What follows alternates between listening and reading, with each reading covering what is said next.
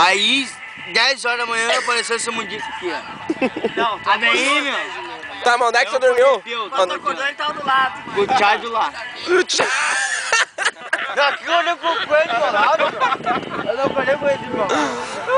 Aí, ó, pouca de vergonha isso aí, meu. Tá, onde é que você dormiu? No quarto de óbice. Óbice. Como é que é?